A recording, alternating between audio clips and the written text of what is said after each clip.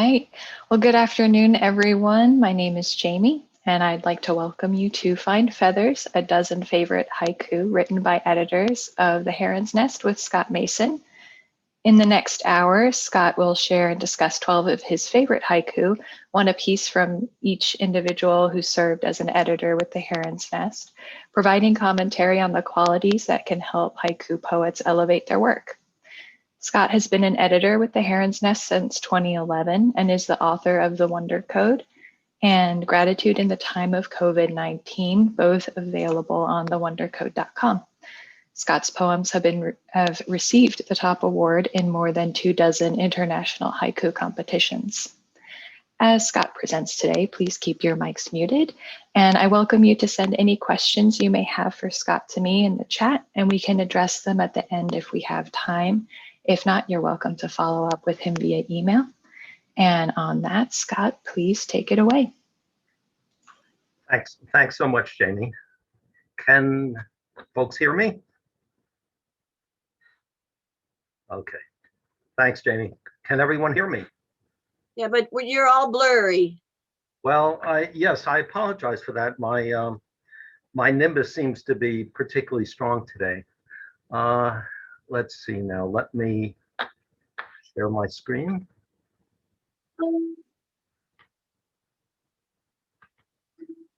All righty.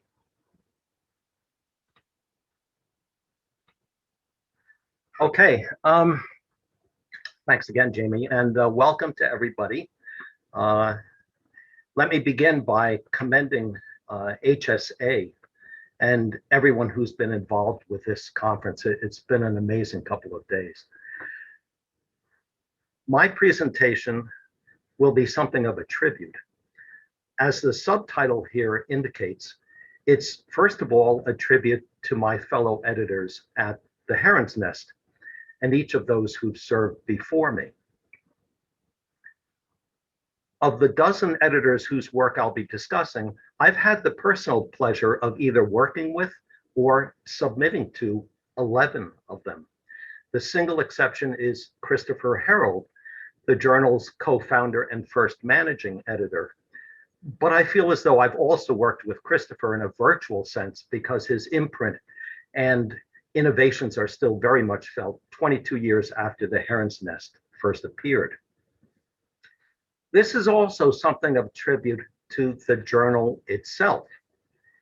First as a submitting poet, and only later as an editor, I feel as though I've learned and improved my haiku craft more with The Heron's Nest than from any other single source. In the field of haiku journals, The Heron's Nest occupies a unique position. I like to think of its role as similar, say, to in the field of medicine to that of a teaching hospital. But I'm happy to report that our survival rate is much better. One of the things that I suggest to new haiku poets is to temporarily set their pens aside and immerse themselves in quality haiku that others have written. Harold Henderson, co-founder of HSA, wrote about what he called the twin arts of reading and writing haiku. A good writer of haiku, to become one, you must become a good reader of haiku. And I can think of no better place to start than the home page you see on your screen.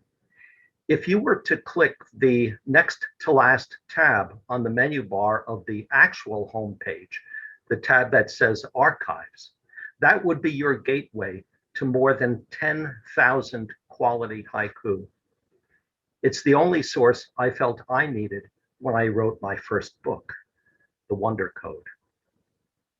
Another feature of The Heron's Nest provided me with what I consider the breakthrough moment in my own personal haiku practice. Each year, after the last issue appears on December 15th, the journal invites each of its readers to select a total of 10 favorite poems from that year's 4 quarterly issues. Anyone can participate, whether published in the journal or not. Each participating reader will submit his or her 10 selections to John Stevenson, our current managing editor, and the cumulative votes will result in what's called the annual Reader's Choice Awards. These are announced on Valentine's Day of the next year. As a new haiku poet, I took part in this process each year, and I still do. But after the third or fourth time, it finally occurred to me to ask myself what now seems like an obvious question. I've just selected what I consider 10 outstanding haiku. What do these poems have going for them that my own do not? And what can I learn from them? In answering that question for myself, I believe I was able to achieve a quantum leap in my own haiku writing. I can tell you a little bit about that afterwards if we have time and you have interest. I highly recommend this annual exercise to everyone watching this, whether you're a beginner, a seasoned haiku poet, or somewhere in between. Let me now mention one last feature that leads directly into the heart of this presentation.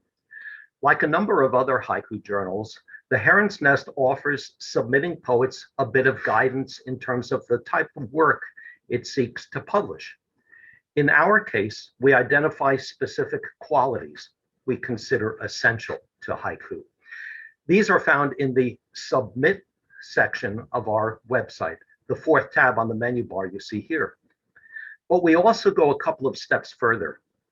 In each issue, our team of editors chooses 3 Editor's Choice poems, one of which we designate that issue's Heron's Nest Award winner. And each Heron's Nest Award haiku is accompanied by an essay of commentary. These are written on a rotating basis by each of the journal's editors. In the archive section that I mentioned a moment ago, you'll find more than 100 commentaries from the past 20 years. These two are a great learning resource, a real treasure trove of haiku insight. I think they're also fun to read. Each of these 12 editors and myself have contributed to this resource. In fact, Ferris Gilly and Paul McNeil each provided around 20 essays over the course of 2 decades. So it seems high time that someone return the favor, which I hope to do here. What follows is one of my favorite haiku from each of these 12 poets, along with a bit of commentary. I'd like you to think of this as kind of a tasting menu, with each poem offering its own haiku pleasures or nourishment, whether savory or sweet. For each featured haiku, I'll show you each line in succession, just as you'd experience it if you were hearing it for the first time. So here it goes. First light.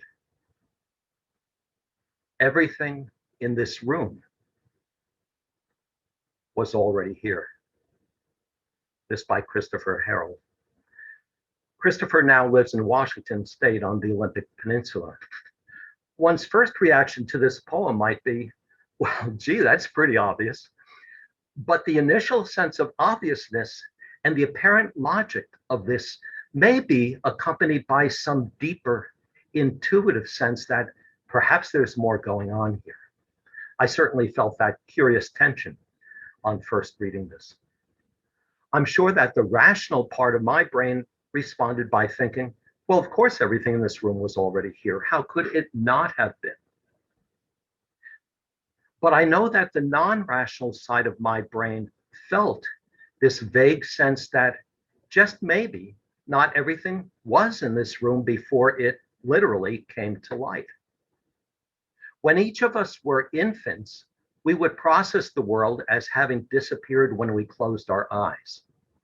And then it would magically come back into being when we opened our eyes. So perhaps that long ago sensation left some sort of trace or imprint, some sort of perceptual muscle memory that's triggered in certain situations or moments. That's certainly part of what I felt here. So from that vantage point, the eventual logical recognition that everything in this room was already here comes almost as a surprise. rather than an obvious truth. And it's this toggling between those two states, childlike wonder on the one hand, and grown-up so-called understanding on the other hand, that makes this poem fascinating to me. It's a poem that causes me to linger. I find myself playing out, literally playing out its possibilities, and I find that play to be wonderful fun.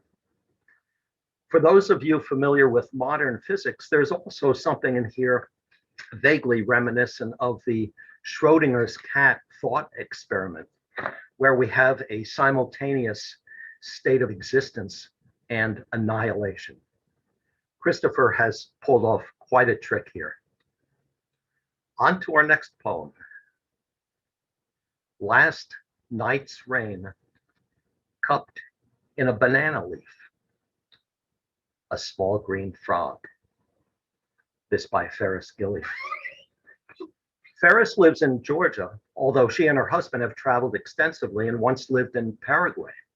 Maybe this experience, that experience led to this moment. Every poem, even one as brief as a haiku, has its own choreography.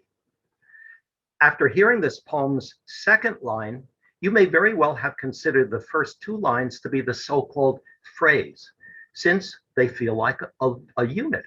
Last night's rain cupped in a banana leaf. But then there's something a bit startling about that small green frog when we encounter it. This may be a subtlety, but I think part of that startle effect comes from the fact that the last two lines of this haiku could also be thought of as the phrase, since they too read like a single unit. Cupped in a banana leaf, a small green frog. The middle line acts as a pivot, and we actually call this sort of line a pivot line.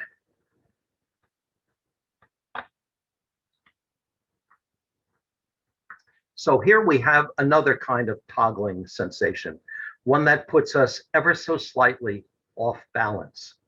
The dance our poet is choreographing turns into more of a head fake. I think that this effect works wonderfully well to convey the actual surprise of seeing that small green frog when casually viewing a banana leaf after the prior night's rain. For me, this haiku calls to mind a well-known poem by one of the acknowledged four great Japanese haiku masters, Busan. Here's a translation by Robert Haas.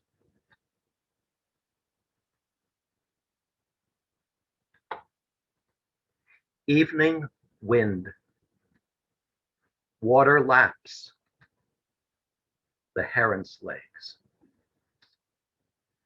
Here too, a quiet creature, in this case a heron, seems to almost magically and instantly arise from nowhere. At least that's my feeling here. But to quote from our previous haiku, that creature, of course, was already there. Returning to Ferris's poem, one of the hallmarks of haiku is its frequent attention to, indeed its celebration of the modest things we tend to overlook and the common things we take for granted. Haiku as a poetic form excels in helping us see and appreciate the extraordinary in what's supposedly ordinary. That's one of the things that makes haiku so life-affirming and such an effective antidote to cynicism. And I think that's very much at play here. Our next haiku brings us back indoors. Snowed in, the wedding ring quilt, lumpy with children, by Peggy Willis Lyles. Peggy Lyles passed away in 2010. She too lived in Georgia. And in case you've never seen one, here's an example of a wedding ring quilt. I believe this one was produced in an Amish community in the Midwest. The interlocking rings are characteristic of this particular quilting pattern and obviously give it its name. These are lovely, but also utilitarian pieces used as an extra bed covering when the temperatures drop. So, in this equally lovely and loving poem, we find the entire circle of life, or more precisely, family life, in a mere 9 words. We have marriage and children explicitly mentioned. The parents are there implicitly. It's their bed where the kids are playing, undoubtedly thrilled at the prospect of canceled classes. And the season offers an intimation of when all this shall sadly pass. But the overall feeling here is one of happiness and love.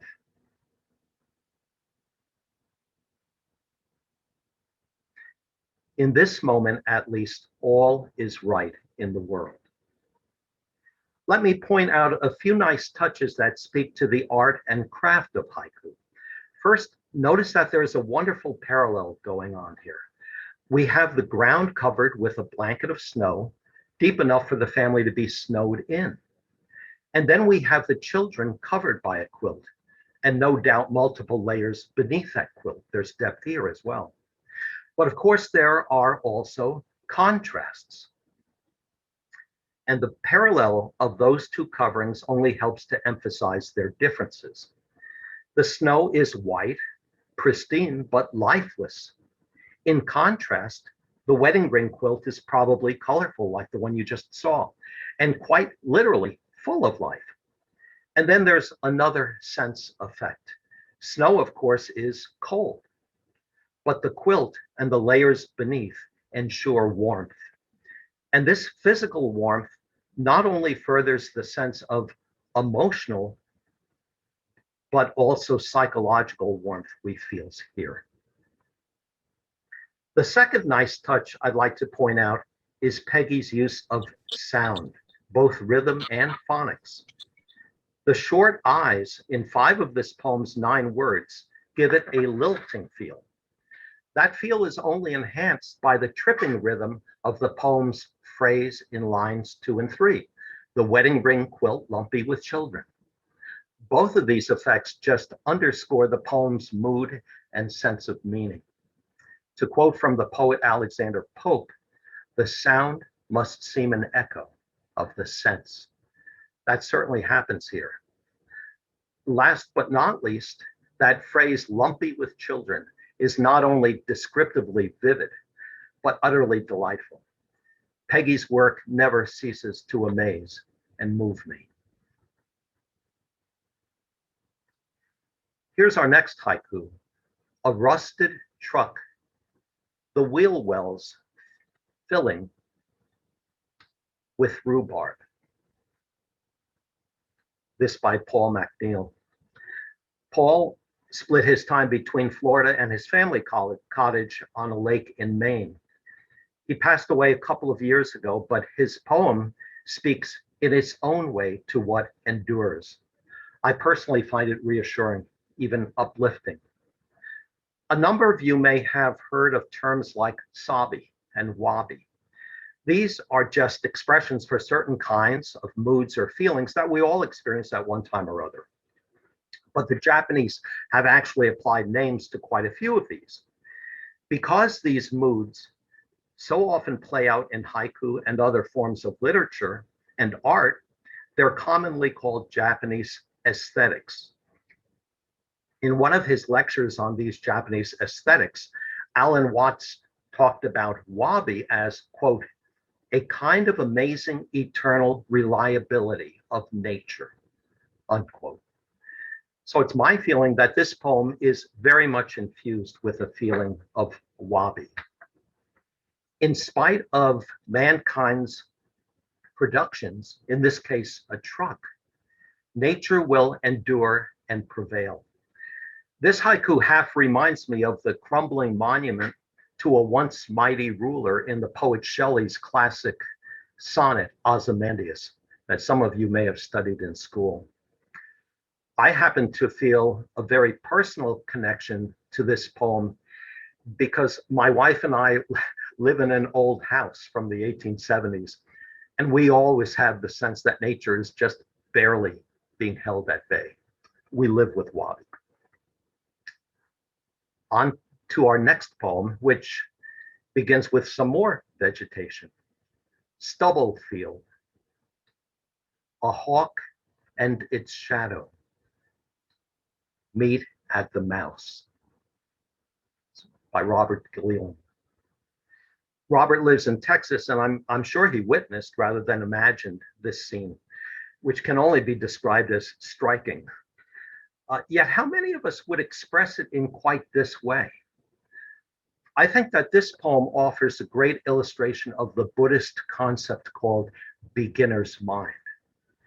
As children, we all had an openness to the world, free of preconceptions or so-called life lessons.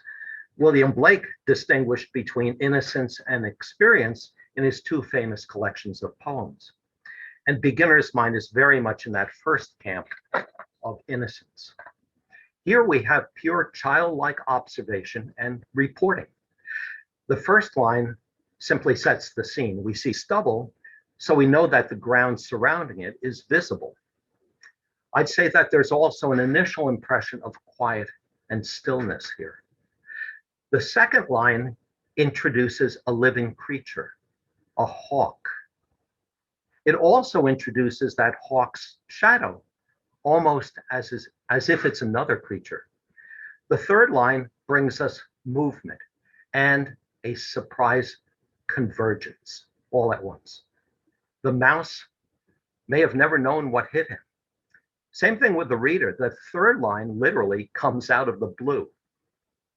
But what most impresses me about this poem is what also best demonstrates this notion of beginner's mind. The main actions here are the descent of the hawk and the simultaneous lateral movement of its shadow along the ground. The climax of those two actions is their convergence, their meeting. That's the thing which captivated the poet and which he captured so well in his poem. What's wonderful and almost magical here is that the mouse seems almost incidental, more a place than a sentient being, certainly not the motivating cause. So there's beginner's mind for you in a nutshell. Observable actions rather than experience-informed causations. Here the mouse just happens to be a landing pad, or maybe a mouse pad. On to our next poem. Steam rising from the dog's pee. Witching hour. This by Alice Frampton. I sometimes tell people there are few subjects off limits for haiku, so perhaps this is a good example. Probably for historical reasons, haiku operates very much in the Buddhist spirit that our natural functions are just that, natural, rather than good or bad or laudatory or shameful. Like Christopher, Alice also lives in Western Washington State. As in the prior haiku, I'm equally sure that this one depicts an actual moment. But once again, who would think to serve it up this way, or even to report it in the first place? But what's quotidian, a dog relieving itself, can be startling, even magical, because of a distinctive feature of the haiku form. What I'm referring to here, of course, is the juxtaposition that can be created by the poem's two parts. This poem's first two lines, its phrase, are well observed. Many of us may have observed this kind of steam effect when it's cold outside. But that alone isn't extraordinary. Likewise, the poem's fragment, Witching Hour, is kind of a fun expression. It literally refers to the liminal time of day between 3 and 4 in the morning. However, that alone isn't quite enough either. But the pairing of those two elements is what's inspired and what makes this a poem. It's a pairing that, if only momentarily, offers us a new way of looking at and experiencing something we may have seen and overlooked dozens of times. And that's part of the magic of haiku. Here's our next poem. Winter nears. In the dog's eyes, the wolf. It's by Billy Wilson. So here we have another canine haiku, but I think you'll agree that this one has quite a different feel. It may not surprise you to know that Billy lives in Alaska. This poem won the Heron's Nest Award before Billy became an editor. So let me quote a few passages of the commentary, which our first poet, Christopher Harold, happened to write. I'm quoting here. With the approach of winter, the primitive nature of all living things tends to come to the surface, compelled by the natural instinct to survive. Deep inside the tamest of pets is something perfectly primitive, something that will invariably come to the surface as circumstances warrant. By pointing to one specific manifestation of winter's approach, Billy Wilson effectively reveals not only the movement from one season to another, but the entire cycle of seasons. She points to the constancy of change, unquote. What I also find intriguing here is a sort of communion between the poet and her subject. Many haiku tend to read as straight reportage, and there's a good reason for that. At least in haiku poetry, if you come directly at your reader with some strongly held feeling or emotion or opinion, you're also erecting a potential barrier for that reader to overcome in order to enter into the poem. Having said that, however, many excellent haiku have great emotional content and effect, but they take an indirect or sideways approach to get there. In the case of this poem, there may be something in the physical appearance of the dog's eyes that contributes to the poet's association of those eyes with those of a wolf. After all, they're closely related. But I sense a lot of subjectivity on the poet's part here as well, as she too anticipates the harsh realities of a difficult season ahead and what those harsh realities may call for or bring out of her. For our next poem, we have something a little different.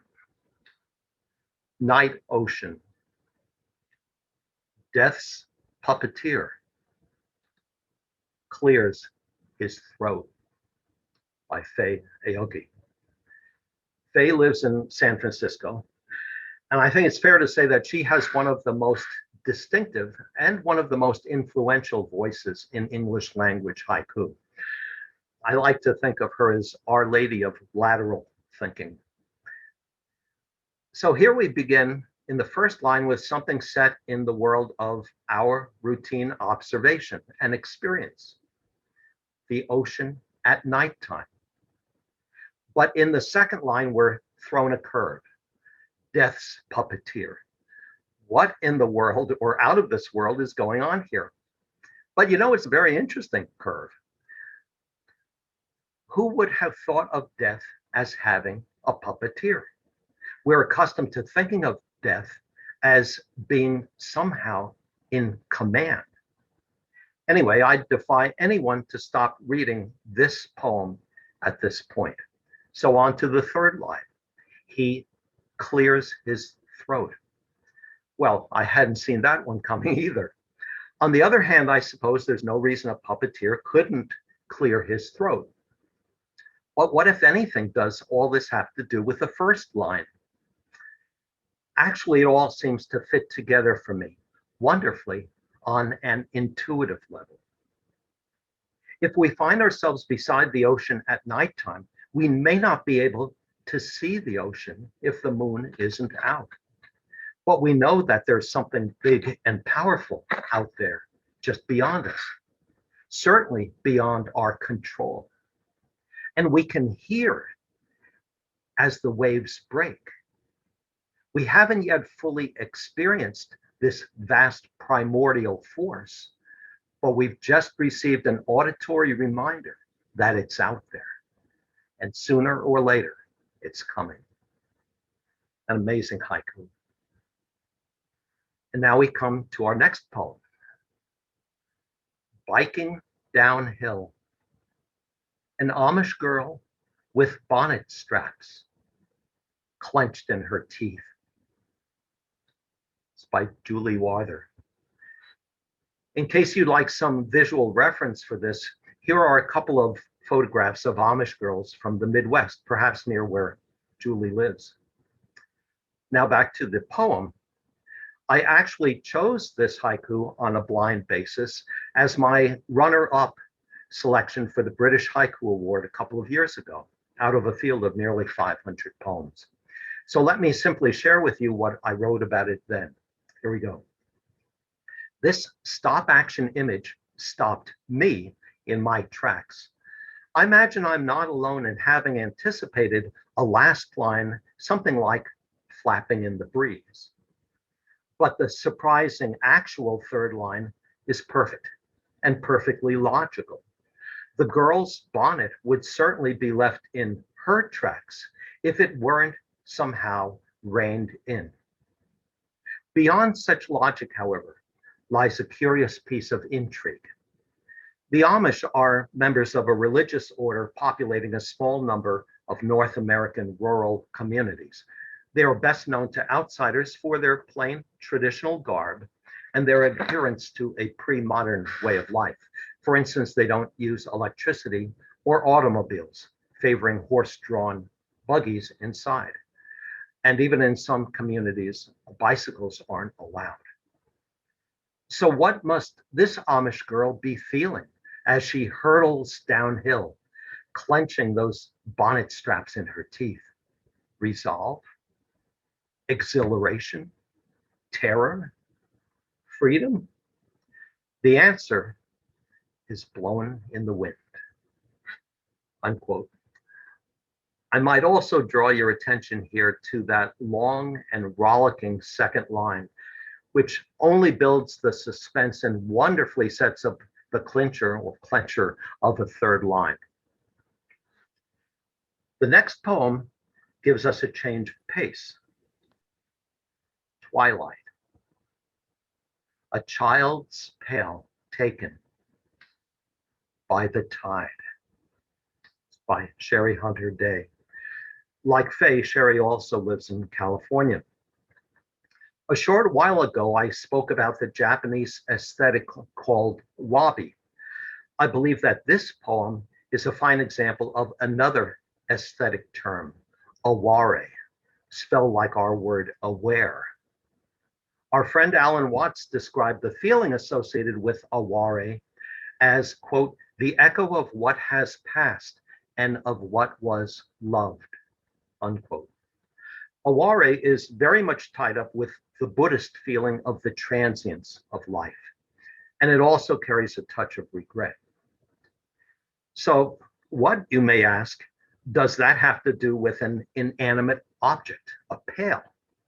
Well, it's not just any pail, but most likely a brightly colored plastic pail that some child played with at the beach, perhaps one that she or he used to build a sandcastle, now also gone. This very much relates to T.S. Eliot's notion of the objective correlative, where an object can effectively serve as a stand-in for something having far greater emotional valence. I use the word effectively with deliberation here because the use of an ostensibly neutral object allows the reader to arrive at his or her own feeling about the moment depicted. Put another way, the poet isn't telling the reader how to feel, but instead sharing the thing that triggered her feeling. It's a classic example of show, don't tell, and all the stronger for it. Of course, rules are meant to be broken, so let me share quickly with you another marvelous haiku by this poet, a one-liner that explicitly mentions an emotional need state. Raw umber, the hills shorthand for want. This poem has anthropomorphism besides. But here, both qualities pull us in rather than put us off. And that's the ticket. We now head back inside once again for our next to last poem, Board Meeting. The cricket has the floor. This by Jeff Hoagland. Jeff lives in New Jersey. His poems are often minimalistic, and this one's no exception. But in my estimation, it's a great example of less is more. Humor has a long and cherished association with haiku. In fact, the word haiku itself could translate as light verse. Here, in a mere 7 words, we witness a humorous encounter of human and non-human agendas. The best part of this is that the supposed lower life form has gotten the upper hand. This poem stands on its own, as all haiku should, but knowing something about the so-called 4th line only adds to the experience. This poet also happens to serve as the education director at the Watershed Institute, a nature and conservation center in West Central New Jersey. In his personal as well as professional relationship to the natural world, Jeff is a true 21st century Issa. So when I read this poem, I can easily imagine an actual board meeting at the Watershed Institute. And I like to imagine that Jeff is listening with rapt attention to the wisdom his visitor has to impart. Maybe he's even taking field notes. Now for our final haiku. A deep gorge. Some of the silence is me. By John Stevenson. John lives in Upper New York State, not far from Albany. This poem, I believe, has become an instant classic. Haiku poets tend to have a thing for silence. I suppose it's a natural affinity. Haiku poems are so brief, they're awash in silence. But of course, it's more than that. Haiku poets recognize the power of what's understated or even left unsaid. And the center of that power can be expressed in 2 words: the reader. What a haiku leaves unsaid, the reader has the permission, indeed the expectation, to fill in. Haiku is a participatory sport, not a passive spectator event. But haiku is not the sport of arm wrestling, it's touch dancing. It's a collaborative effort. All that said, it's startling when we hear in the 2nd line of this haiku that silence is something that can be somehow apportioned. Some of the silence. We're not accustomed to thinking of silence as anything other than some generalized state, a state without natural features or internal borders.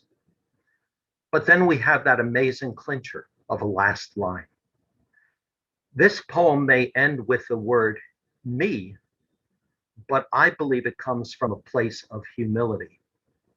This poet's satori, or epiphany, is that he's a part of something greater. And the wonder here is that in reading his poem, we come to share in and experience that very recognition for ourselves. Rather than satori or epiphany, perhaps the operative word here is also communion. With Christopher Harold's poem at the start of this talk, we began with one take on how to orient ourselves at the start of day. And here we end with what I consider a humble, but ultimately vivifying way of orienting ourselves in the world. I hope you found some of the offerings in this tasting menu to your liking. Thank you for listening and for sampling. And thank you to HSA for hosting this conference.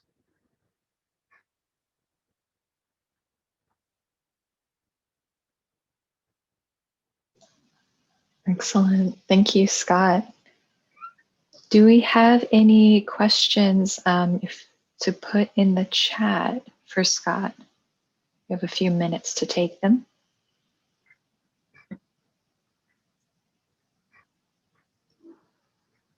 If not, realistically, I actually have a question for you. What do you personally find to be the most challenging thing about writing haiku?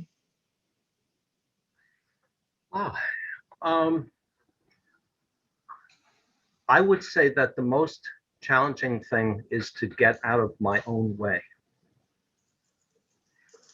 In the sense that for me, the haiku is more about the reader than the writer. Of course, it begins with an observation or a feeling on the writer's part, but if you don't somehow connect with your poem to your reader, then save it for a diary entry. My own background professionally is as a marketer, and in fact, I worked in advertising.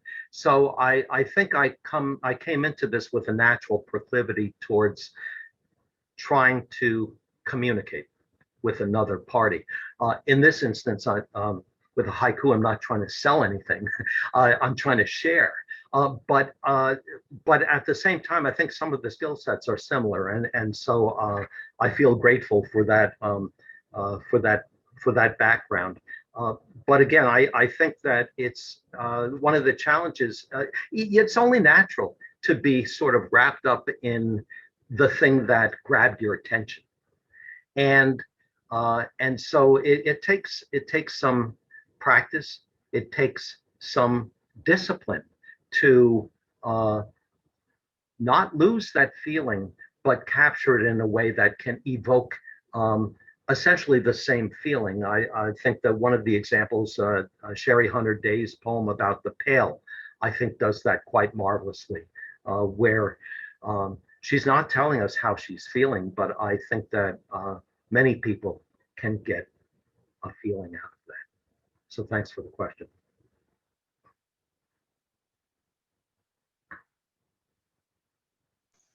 We also, Sarah Metzler asked for you to tell us about your quantum leap that you referred to earlier. Sure. Thank you, Sarah. When I got into haiku,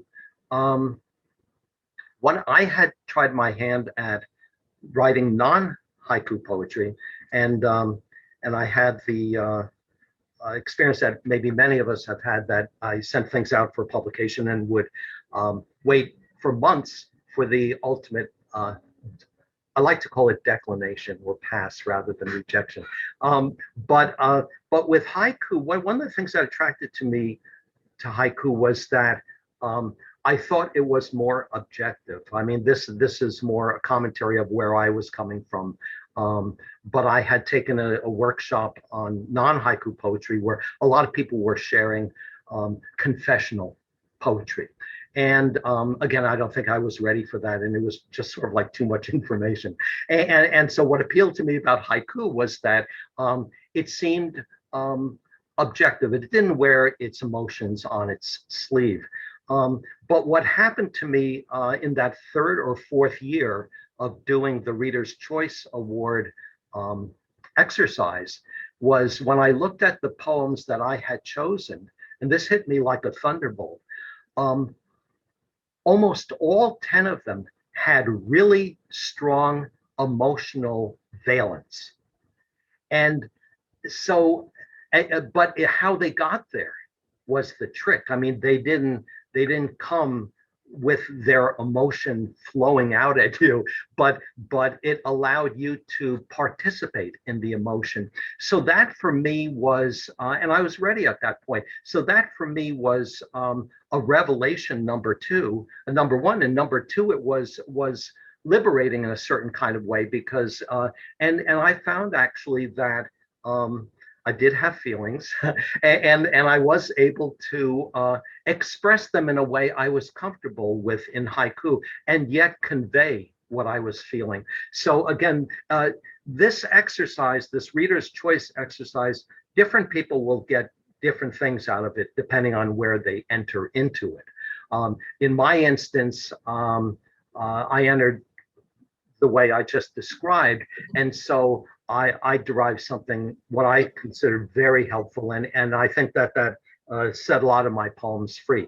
I still don't think I write overly emotive haiku, but it really gave me something of a jump.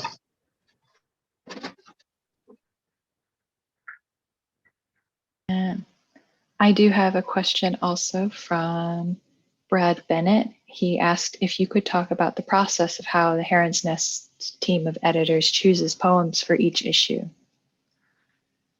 Yeah, it's, I think in a breakout session, I heard John Stevenson describe that yesterday. I think that we probably receive 3,000 or 4,000 haiku each issue, and they're sent to the 5 associate editors, of which I'm one, and then those editors tee up a sub selection of those. Obviously we can't all go through all 3,000, and then as a group we vote on a compile list, which are poems that each of the editors have teed up, and we have equal votes. I mean, there are, including John, there are 6 of us, and typically any poem that will receive 4 or more votes will be in the issue. And so that's just a general sense. So for any given poem, there may be one of the editors that may not have been moved by that poem, but it's essentially a vote. And I want to emphasize, again, John mentioned this in another context, and I'd like to reinforce it, that that's a pretty high bar to have 4 or more editors vote for one of your haiku. And so invariably we send, I don't like the word rejection, we send back, we return a lot of very good haiku. And we've made the decision that in order to, as John has expressed it also, to have a good reading experience, we want to limit the size of the issue. But as a direct consequence of that, many fine poems that we receive are returned. And so I think that can't be emphasized enough, because I think people get a little bit masochistic about, if they don't have an acceptance. It doesn't necessarily mean that what you sent was poor. It may not have fit, or just didn't reach that bar. Again, thanks for the question. If there's any follow-ups, I'm happy to elaborate further. And then once the poems have been selected for the issue, John orders them into the product that you see, and the ordering process is quite intricate. And he's an old hand at this. He does a fabulous job. And you get some, and how the poems relate to each other is also part of the added value that we receive from a publication like ours. We had a couple of follow-up questions. I'll just have one of them and maybe let folks take a little bit of a break before our final closing remarks by Jay. But somebody asked how many poems tend to be in each issue of the Heron's Nest. I think it's in the neighborhood of 125. So you can do the math, 3,000 or 4,000 reduced to 125. So again, we are talking about 5% or fewer that are getting in. So there are a lot of wonderful poems that, don't think of, I mentioned at a gathering a few years ago, don't think of it as rejection, think of it as regifting. You can send your poems elsewhere. Wonderful. Thank you again, Scott.